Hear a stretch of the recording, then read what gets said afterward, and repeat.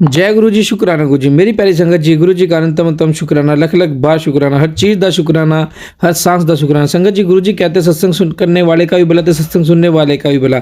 ते अपना सत्संग शेयर करो ज़्यादा से ज़्यादा, ते सत्संग सुनाओ, ते सत्संग सुनो, और जो सत्संग के इन्विटेशन आते हैं उन्हें भी एक्सेप्ट करो। संगत जी देखो, कोई भी सत्संग अगर कोई रिकॉर्ड होके जाता है, वो गुरु जी की मर्जी से होता है। वो अगर आपके सामने आ रहा है तो वो भी गुरु जी की मर्जी से आता है। तो फिर हम अपना दिमाग लगा के उसे इग्नोर क्यों करते हैं? हर सत्संग में किसी न किसी का कल्याण है, किसी न किसी के कुछ न कुछ कष्ट कटते हैं। संगत जी, गुरु जी हैं, अपने कष्ट और अपने कर्म कटवा लो, क्योंकि इतने प्यारे गुरु कहीं नहीं मिलने, कहीं नहीं मिलने, कहीं नहीं मिलने। ये तो हमारे बहुत अच्छे कर्म हैं जो हमें गुरु जी के सत्संग सुनने को मिलते हैं। गुरु जी हमें अपने सत्संग भेजते हैं, हमसे बातें करते टेलीपैथिक के थ्रू। तो इग्नोर करके उस चीज़ को ख़राब मत कीजिए, गुरु जी का प्यार बनाए रखिए, गुरु जी पर विश्वास करिए। आइए सत्संग को शुरू करते हैं गुरु जी के मंत्र जाप के साथ। ओम नमः शिवाय, शिव जी सदा सहाय। ओम नमः शिवाय, गुरु जी सदा सहाय। जय गुरु जी। ओम नमः शिवाय, शिव जी सदा सहाय। ओम नमः शिवाय, गुरु जी सदा सहाय। जय गुरु जी, शुक्राना गुरु जी। गुरु जी के पावन चरणों में ये मेरा फिर से शुक्राना सत्संग है। पिछले दिनों जैसे मैंने बताया था कि मैं काफी परेशान चल रही थी और प्रे कर रही थी गुरु जी से रेंट के लिए, क्योंकि मकान मालकिन ने कहा था कि 1 तारीख को उनकी बहू चेक करने आएगी और ये वो करके। तो मैं बहुत ज्यादा उस मैटर को लेके ना परेशान हो गई थी, लेकिन गुरु जी से कह रही थी कि गुरु जी आप हो, क्योंकि गुरु जी ने मुझे कहा था कि यदि समस्या मैंने दी है तो सुलझाऊंगा भी मैं ही। तो मैं उस बात पे विश्वास करके बैठी थी, लेकिन कहते हैं ना हम ह्यूमन बींग्स हैं, तो बड़ा विश्वास करना भी मुश्किल हो रहा था मुझे, क्योंकि मैं उन लोगों का नेचर जानती हूँ। तो कल क्या हुआ, वो आई और शाम को मतलब पहले तो एक तो उन्होंने, उनके हस्बैंड ने सुबह मुझे फोन करके बड़े आराम से बता दिया था कि वो आएंगी, और ऊपर वाले दूसरे टेनेंट है उनसे भी बात करेंगी, तो उनका जो भी मैटर था उनके साथ।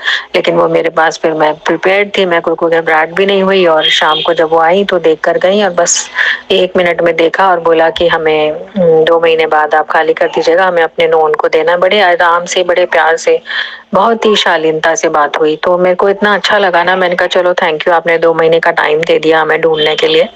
तो बाकी हम तो रहना चाह रहे थे, लेकिन उन्होंने कुछ नहीं बोला। तो बहुत ही प्यार से, मतलब आराम से बात हुई। तो मैं हक्की बक्की रह गई कि देखो, मतलब गुरुजी ने सब चीजें ऐसे शांति से और प्रेम से निपटवा दिया। मैं भी नहीं चाह रही थी कोई नेगेटिविटी मेरे मन में हो या उनके मन में हो। तो इसका अनंतम शुक्राना गुरुजी।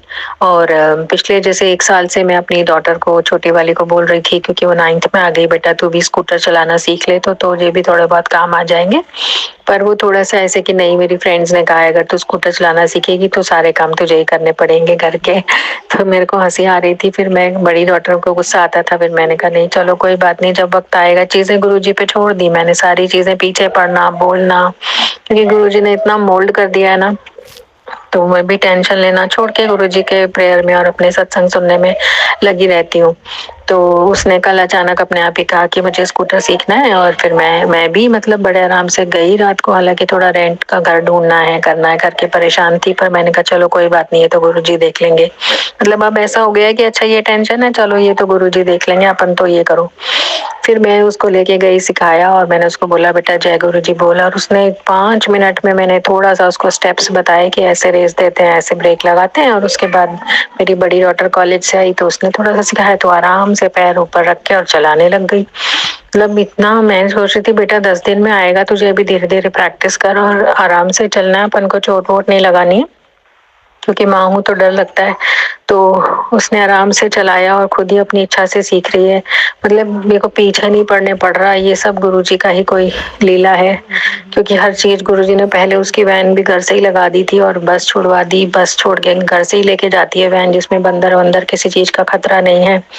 और एक चमत्कार और हुआ मेरे साथ कि मैं रेंट को लेके कल से परेशान थी, तो मैं बैठे बैठे मैंने कहा गुरुजी अब आप ही को देखना है, कहाँ जाना है, किसको बोलूं। एक फ्रेंड को बोला मैंने, फिर मैंने, क्योंकि मैं पहले भी घर बार ढूंढ ढूंढ के थक चुकी थी। तो मेरे घर के जस्ट एक मकान छोड़ के दूसरा उधर फ्लैट्स है, जिसमें मैं काफी टाइम से जा नहीं रही थी। तो शाम को गुरुजी ने मेरे को थॉट डाला कि जाके देख। मैं उठी, अपने आप गई, बात करी, देखा तो वो थी नहीं अवेलेबल। फिर मैं आज अभी जाके आई हूँ, तो बहुत अच्छे लगे वो फ्लैट्स।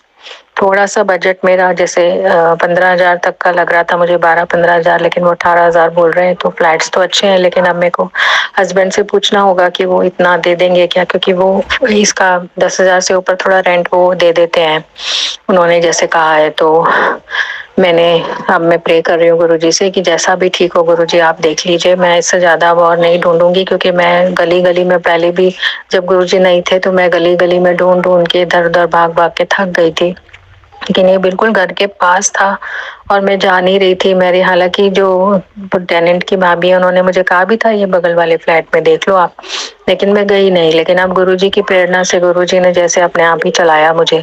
गुरुजी अपने आप गड्डी चलाते हैं, ये हमेशा होता है मेरे साथ। मैं सोच सोच के दुखी होके परेशान हो जाती हूँ और गुरुजी अपने आप ही उस गड्डी को चलाते हैं। और फिर जैसा कि एक मेरे साथ फ्रॉड स्कैम हुआ था, उसमें मैं सोच रही थी अब पैसे कहाँ से आएंगे, अकाउंट में से सारे पैसे निकल गए। तो एक फ्रेंड मेरी, 2 फ्रेंड मेरी, एक तो दे गई थी 10,000 मुझे इंस्टेंट तभी कि नहीं अरे आपके साथ ऐसा हो गया। उसने इधर उधर थाने फोन कर, यहाँ फोन कर बहुत कोशिशें करी और तुरंत दे गई थी। दूसरी और आ गई थी उसी दिन, वो मैं बताना भूल गई थी कि कितने पैसे चाहिए। मैंने उसको प्रॉब्लम भी नहीं बताई, वो तो अपने आप ही कि नहीं मेरे हस्बैंड और मैं हम लोग ऐसे केसेस में बहुत हेल्प करते हैं और आपको जितने चाहिए बता देना। हालांकि मैं शर्मा शर्मी में बता नहीं रही थी कि पता नहीं उसके हस्बैंड क्या सोचेंगे, लेकिन 3-4 दिन पहले फिर उसका फोन आया। उसने कहा कि आपको जितना, मेरे को लग रहा था मैं मांगू नहीं अपने मुंह से। फिर मैंने कहा, उसने कुछ बच्चों के वैक्सीनेशन की बात की तो मैंने कहा नहीं अभी मेरे पास इतने पैसे नहीं है। तो उसने कहा कि नहीं हम दे देंगे और आप ये तो करो। मैंने कहा आपको जितना चाहिए उतना मतलब हम दे देंगे। तो वो भी 20,000 रुपये मुझे तुरंत उसने बिना कहे अपने हस्बैंड से कह के 1 मिनट में ट्रांसफर करा दिए।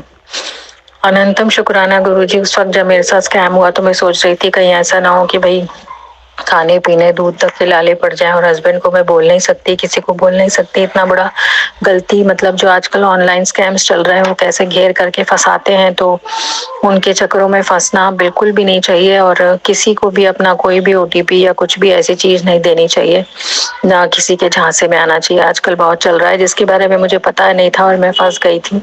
लेकिन मेरी फ्रेंड ने किस तरह से, मतलब एक बार वो आई तो मैंने सोचा कि नहीं यार पैसे फिर से, क्योंकि एक बार पहले मैं उससे ले चुकी हूँ तो मेरे को लग रहा था कितना एहसान दूं, मैंने चुकाया भी नहीं है। मैंने उसको बोला कि मैंने तो अभी तुम्हारा चुकाया भी नहीं है। कहती नहीं, जब आपके बच्चे कमाने लायक हो जाएंगे तब आप चुका देना, कोई दिक्कत नहीं है, हमें तो वापस भी नहीं चाहिए। मैं इतनी हैरान, मैंने कहा गुरुजी कैसे आपने उस दिन, मैं बिल्कुल खड़े होने लायक स्थिति में नहीं थी और एकदम से मेरे पास हेल्प भेज दी। साईं बाबा गुरुजी का अनंतम शुक्राना, जिनकी भक्ति मैं करती हूँ, और मेरे भगवान जो हमारे इष्ट देव हैं उनका भी अनंतम शुक्राना, जिनके बिना मैं एक पल सांस भी नहीं ले सकती, कुछ कर नहीं सकती। आज समझ में आता है कि जितना कुछ लाइफ में आज तक अचीव किया वो तो ईश्वर की मेहरबानी थी, और हम मैं में ही फंसे हुए थे कि मैंने ये किया, मैंने ये किया। और किस तरह से मैं अपने पुराने संग में प्रेयर करने जाती थी तो मैं वहां भी जाने लगी हूँ थोड़ा थोड़ा। तो मैं वहां बिल्कुल नहीं जा रही थी, कुछ चीजें ऐसी लग रही थी मुझे, लेकिन धीरे धीरे अब जा रही हूँ, कर रही हूँ। और कल अभी जैसे रेंट का घर देख के आई तो मुझे पसंद आया, बस अब हस्बैंड से बात करनी है क्या वो इतना रेंट पे मान जाएंगे। वैसे मैं प्रे तो कर रही थी कि हमारा सेटलमेंट हो जाए और हम एक साथ हमारा पीसफुल सोल्यूशन हो जाए।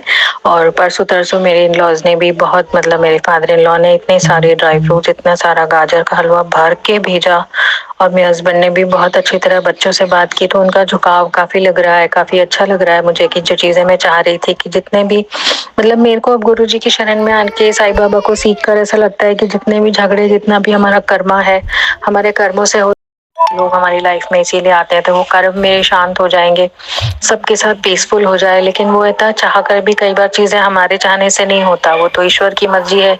जैसे साईं बाबा की स्टोरीज भी 2 कर्मा पे लेके बहुत अच्छी हैं, जिसमें एक सांप कैसे फुंकार रहा होता है एक फ्रॉग के ऊपर, और साईं बाबा उसको, फ्रॉग को बचाते हैं कहकर कि ये अपनी गलतियों की क्षमा मांग चुका है, अब इसको बख्श दो, और उसको वो बख्श देता है सांप। तो कैसे, मतलब वो अपनी गलतियों के अगर प्रायश्चित कोई कर ले, उसमें इतनी बड़ी सीख छुपी हुई है ना कि अपने कर्मों की यदि कोई क्षमा प्रायश्चित, तो मैं तब से उसी पे ही चल रही थी कि नहीं अपने कर्म है जिसकी वजह से अपने को लाइफ में झंझट और परेशानियां झेलने पड़ते हैं, तो मैं कैसे उस चीज का प्रायश्चित और उस चीज को सही कर सकती हूँ। और मैं वो लगातार निरंतर, मतलब 4-5 साल से कर रही थी, करते करते करते करते फिर गुरुजी मेरे जीवन में पिछले साल फरवरी से आए, तो गुरुजी ने मेरी गड्डी को और भी अच्छी तरह संभाला। मतलब मैं क्या कहूँ, मेरे पास तो शब्द ही नहीं है। चीजें कैसे समस्याएं आती हैं और गुरुजी फिर कहते हैं मैं हूं ना, तो मतलब ऐसा लगता है कि नहीं गुरुजी देख लेंगे। और पहले मेरी ये स्थिति थी कि मेरे को लगता था मैं कैसे करूंगी, कैसे होगा, अब ये हो गया, अब ये हो गया। बच्चों की बीमारियां बिल्कुल खत्म, मतलब हम लोग जल चंदन टीका प्रसाद लगाते हैं, जल पीते हैं रोज, और वही करती हूँ मैं। अब मेरे पास इतना ज्यादा झंझट मैं करती नहीं हूँ किसी चीज में। पहले मैं मतलब पूजा पाठ में भी बौखलाई सी रहती थी, अब ये करना है, अब वो करना है। नेचुरल सी बात है, जब परेशानी सर पे होती है तो कई बार भगवान में भी मन नहीं लगता। लेकिन अब हमारा भगवान ही इतना सिंपल मिल गया हमें, तो गुरु जी के आगे जोत जलाओ, साईं बाबा के आगे जोत जलाओ, और मतलब एक ही जोत जलाइए और सबका ध्यान कीजिए और उनसे क्षमा मांगना अपने गुनाहों की। बस जो भी हमसे, हमारे पितरों से, हमारे लोगों से जिनसे हमारी नहीं बनी या अच्छी बनी या बुरी बनी, किसी को हमने गलत कह दिया या किसी ने हमको गलत कह दिया, उन सभी चीजों की क्षमा मांगते हुए मैं कैसे बड़ी मुश्किल से आगे बढ़ रही हूँ कि मुझे किसी को कुछ बोलना ना पड़े, ना किसी से कोई लड़ाई झगड़ा करना पड़े, और सब जगह शांति हो जाए, हर रिश्ते अच्छे हो जाएं। रिश्ते खराब नहीं होते। हम जो मैं आजकल सुन रही हूँ सत्संग में, जैसे मुझे लगा कि भाई रिश्तों की असलियत दिख गई और ये वो, ऐसा नहीं होता है। रिश्ते अगर होते हैं तो साईं बाबा कहते हैं कि रिश्ते हमारे भगवान ने बना के भेजे हैं, क्योंकि हम इंसान हैं तभी तो रिश्ते हैं हमारे पास।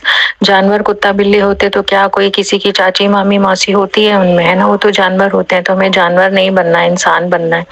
जो भी हमारे रिश्ते हैं खराब हुए हैं तो वो हमारे कर्मों से खराब हुए हैं, हमें अपने कर्म पे फोकस करना है। साईं बाबा गुरुजी हमेशा ये कहते हैं, तो अब तू नीवा बन के रहे और अपने अच्छे कर्म कर, बाकी मैं देख लूंगा। तो मुझे ये चीज इतनी अच्छी लगती है कि अगर कुछ चीजें खराब होती हैं तो कई बार उसमें हमारे कर्म होते हैं, कई बार उसमें हमारी बेवकूफी होती है, कई बार उसमें हमारी एरोगेंस ईगो होती है। तो उन सब चीजों से बचना गुरुजी सिखा रहे हैं, मैं भी खुद सीख रही हूँ कि सब रिश्ते अच्छे हैं, सब रिश्ते अच्छे हैं, बस और अच्छे हो जाएं, सबके साथ पीस और अच्छी तरह कैसे रहना है, कोई लड़ाई झगड़ा। इसीलिए तो आते हैं संत इस धरती पे, गुरुजी आए, साईं बाबा आए, इतने महान महान संत आए जो हमें सही रास्ता दिखलाए कि बच्चे, तो रिश्ते गलत नहीं होते। जो भी रिश्ते होते हैं हमारे कार्मिक होते हैं, हमें कर्मों से, अपने कर्मों से मिलते हैं। हम दूसरे को दोष लगाते रहते हैं, उसने ये कर दिया, उसने ये कर दिया, ये हमारे रिश्ते सब खराब हैं, किसी ने साथ नहीं दिया। मैं भी एक समय पे ऐसा ही सोचती थी, लेकिन फिर लगा कि नहीं, अब गुरुजी के चरणों में आने के बाद गुरुजी ने जैसे सीख दी कि नहीं, किसी भी रिश्ते में हमें गलत नहीं बोलना, हमें गलत नहीं सोचना, हमें अपना अच्छा ही देना है, अपने अपन को उनके लिए प्रे ही करना है। यही हम उसमें बुद्धिज्म में भी सीखते हैं कि pray for your enemies. Jesus का मैंने देखा बाइबल में, ही ऑल्सो सेज कि pray for your enemies, bless them, forgive them. तो इन चीजों में जितनी अपरंपार शांति मुझे दिखती है ना, तो लगता है कि नहीं, कहीं ना कहीं अपन से फॉल्ट हुए, अपना कर्मा है, उस चीज को करेक्ट करना है और प्रे करना है उनके लिए जिनके साथ हमारी नहीं बनी या अच्छी बनी, जैसे भी है। तो मैं भी जब भी मतलब कोशिश करती हूँ तो यही प्रे करने का फोकस करती हूँ। हालांकि इंसान हूँ, डोल जाती हूँ, तो गुरुजी कहते हैं तू डोला मत कर, मतलब हर बात में ही संभाल लेते हैं, ऐसे संभाल लेते हैं आके, अगर की गलती करने ही नहीं देते हैं।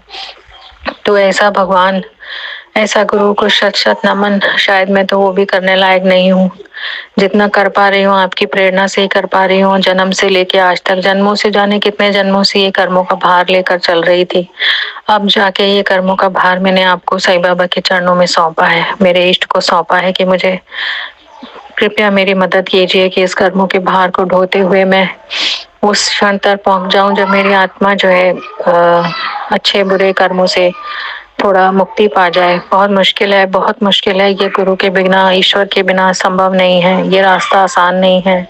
आप सही कह रहे थे गुरुजी, तेरी गड्डी चलाना आसान नहीं है, इसे मैंने ही चलाने दे। मैंने तो बहुत गड़बड़ और कर्म शायद किए हुए हैं, तभी इतना भोग रही हूँ।